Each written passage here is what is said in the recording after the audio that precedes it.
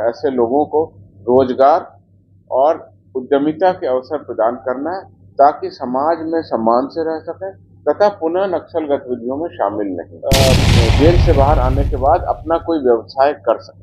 तो एक तरह से उनको व्यवसाय के लिए 3 साल तक ट्रेनिंग दी जाएगी और हर महीने उनको 6,000 रुपए उस पुनर्वास केंद्र में पढ़ाई करने, रहने और सीखने के लिए दिया जाए। उसमें ऐसे सत्तर नक्सलियों की जो वांछित योग्यता है उसमें छूट कर दी गई कि वो नहीं भी एजुकेटेड है तो वहां पर वो अपना एडमिशन ITI में 1/4/2004 से वर्ष 2004 से अप्रैल 2012 तक इन 8 वर्षों में 14 जिले बिहार में नक्सली प्रभावित माने गए थे और चिन्हित किए गए थे 14 जिले। तो 2006 से 12/2/21 तक कुल 279 नक्सलियों ने आत्मसमर्पण किया है, जिन्हें इस योजना के अंतर्गत अभी तक लाभान्वित किया गया।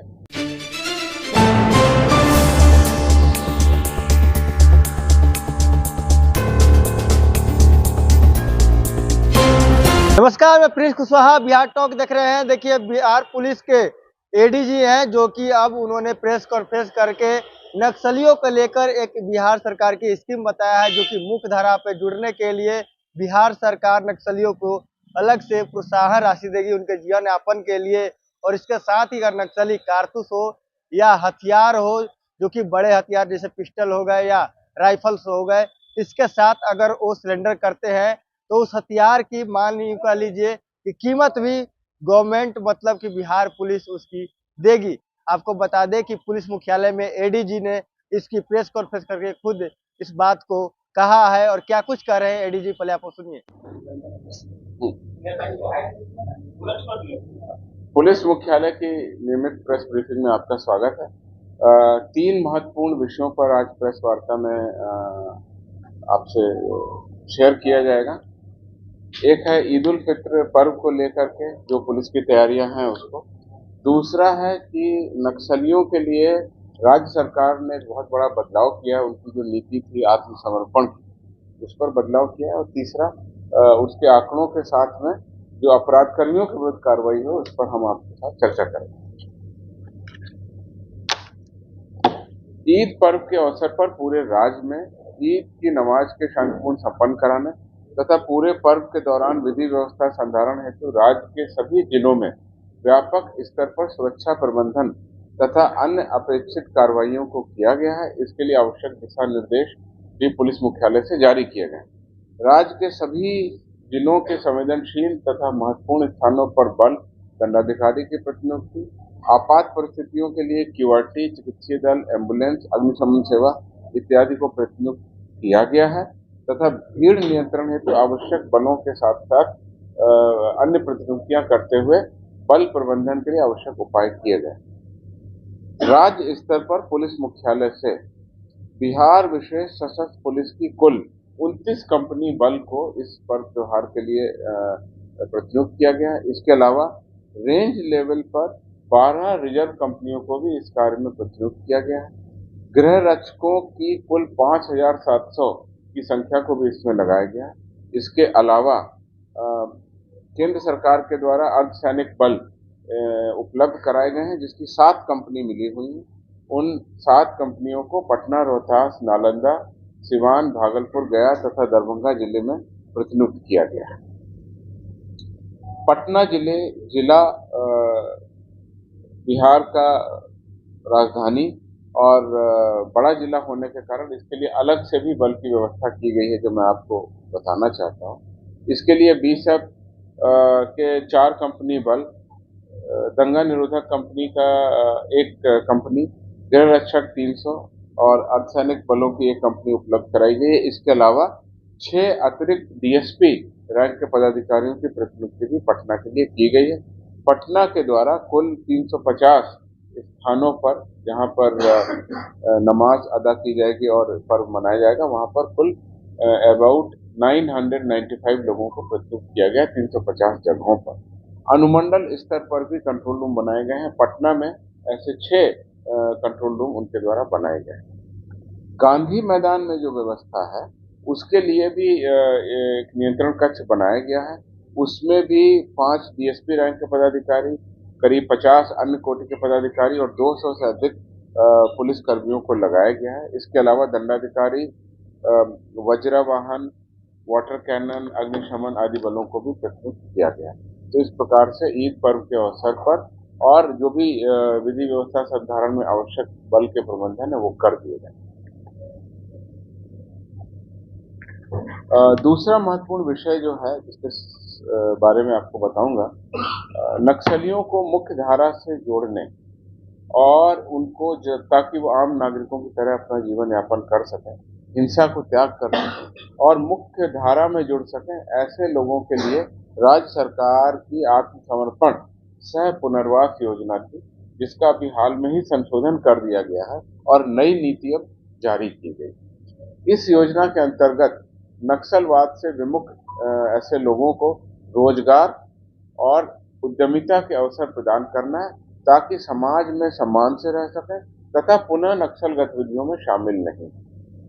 इस योजना के अंतर्गत उच्च श्रेणी के नक्सलियों के आत्मसमर्पण पर 5 लाख रुपए तथा अन्य श्रेणी के नक्सलियों के आत्मसमर्पण पर 2.5 लाख रुपए दिए जाने की व्यवस्था है ताकि उनके परिवार का जीवन यापन उनके आत्मसमर्पण होते ही किया जा सके।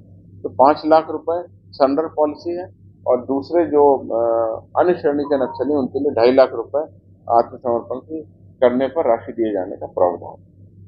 अगर वो हथियारों के साथ सरेंडर करते हैं तो अलग अलग हथियारों का अलग अलग उसमें दिया हुआ है चार्ट में, उसके हिसाब से अलग से इंसेंटिव राशि वो अलग से दी जाएगी। कारतूस के साथ में सरेंडर करेंगे तो कारतूस के अलग से इंसेंटिव राशि। इस योजना के अंतर्गत ये सरेंडर के बाद में फिर रिहेबिलिटेशन योजना आएगी। रिहेबिलिटेशन योजना के अंतर्गत जो योग्य व्यक्ति हैं वो प्रारंभ में एक पुनर्वास केंद्र है वहां रहेंगे। उसके बाद उनको उनकी रुचि और योग्यता के अनुसार विभिन्न तरह के व्यवसाय जो स्थानीय रूप से वो कर सकते हैं उनका प्रशिक्षण दिया जाएगा और इस अवधि में उनको प्रति माह 6,000 रुपए दिया जाएगा और जो अधिकतम 3 सालों के लिए दिया जाएगा ताकि वो जेल से बाहर आने के बाद अपना कोई व्यवसाय कर सके। तो एक तरह से उनको व्यवसाय के लिए 3 साल तक ट्रेनिंग दी जाएगी और हर महीने उनको 6,000 रुपए उस पुनर्वास केंद्र में पढ़ाई करने, रहने और सीखने के लिए दिया जाएगा। एक और महत्वपूर्ण डेवलपमेंट है इसी से रिलेटेड, मैं आपको बता दूं, भारत सरकार की अधिसूचना के आलोक में अगर वो ITI में प्रवेश लेना चाहते हैं तो औद्योगिक प्रशिक्षण संस्थान यानी ITI में वांछित योग्यता जो होती है मिनिमम 10th या 12th जो भी योग्यता है उसमें ऐसे सरेंडर नक्सलियों की जो वांछित योग्यता है उसमें छूट कर दी गई कि वो नहीं भी एजुकेटेड है तो वहां पर वो अपना एडमिशन ITI में ले सकते हैं। प्री ITI कोर्स की भी व्यवस्था की गई है। 9 ITI एवं 11 कौशल विकास केंद्र इसके लिए राज्य में चिन्हित कर दिए, तो जिस प्रकार से वो अपना उद्यम कर सकें। मेन मुख्य उद्देश्य है कि वो कुछ अपना स्किल डेवलप कर सकें और उद्यम कर सकें और एक सामान्य नागरिक की तरह से मुख्य धारा में रह सकें। इस योजना के अंतर्गत अभी तक जो आत्मसमर्पण हुए हैं मैं उसके बारे में आपको जानकारी देता हूँ। 1/4/2013 में प्रभावी हुई थी surrender come rehabilitation scheme of LWE left wing extremism यानी नक्सलियों की।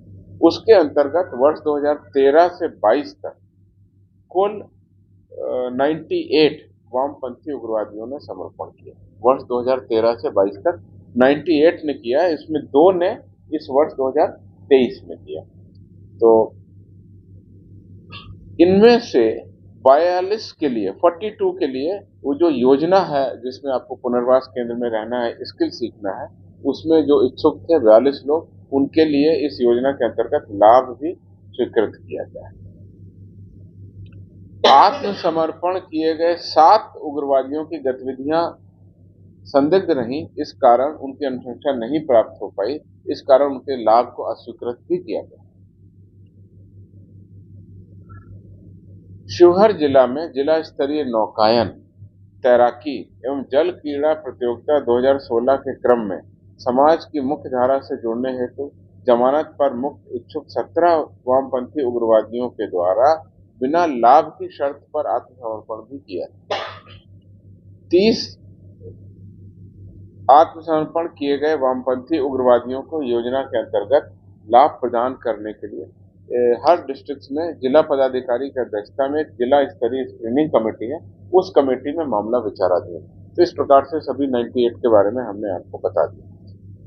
इस योजना के क्या लाभ हुए और किस तरह से बिहार में नक्सली गतिविधियों का प्रभाव कम हो रहा है, अब उसके बारे में आपको बताता हूँ। 1/4/2004 से वर्ष 2004 से अप्रैल 2012 तक, इन 8 वर्षों में 14 जिले बिहार में नक्सली प्रभावित माने गए थे और चिन्हित किए गए थे 14 जिले। 12 से 18 तक फिर से उग्रवादियों की गतिविधियां, उनके प्रभाव क्षेत्र और उनके द्वारा की गई घटनाओं के आलोक में इसको रिवाइज किया गया और ये संख्या बढ़कर के हो गई 22, यानी कि 2018 तक, अप्रैल 18 तक 22 जिले नक्सल प्रभावित। 2018 से 2021 तक पुनः समीक्षा की गई और मात्र 16 जिले नक्सल प्रभावित। वर्तमान में 1 जुलाई 21 से जो पुनः समीक्षा की गई है उसमें अभी तक मात्र 10 जिले नक्सल प्रभावित हैं। इन 10 जिलों में सिक्योरिटी रिलेटेड एक्सपेंडिचर योजना भी चल रही है। तो कुल मिलाकर हम ये कह सकते हैं कि वर्ष 2004 में जहां 14 नक्सल प्रभावित थे, आज की डेट में जुलाई 2021 से मात्र 10 जिले प्रभावित हैं, अर्थात इनकी संख्या बहुत कम हो गई और नक्सल का प्रभाव क्षेत्र काफी कम हो गया। आपको मैंने अभी बताया कि 2013 से लेकर के 98 वामपंथी उग्रवादियों ने समर्पण किया, ये 2013 के बाद किया। अगर हम 2006 से आंकड़ा लेते हैं तो 2006 से 12/2/21 तक कुल 279 नक्सलियों ने आत्मसमर्पण किया है, जिन्हें इस योजना के अंतर्गत अभी तक लाभान्वित किया गया। पुरानी स्कीम और नई स्कीम दोनों को मिलाकर के 279 नक्सली हैं जिनके द्वारा आत्मसमर्पण किया गया। हाँ, मैं आपको बता दूं ये कैसे अंतर आया हमारी पॉलिसी में। 1 अप्रैल 2013 को जो पॉलिसी थी हमारी, उसमें 2.5 लाख और 1.5 लाख दिए जाने का प्रावधान था।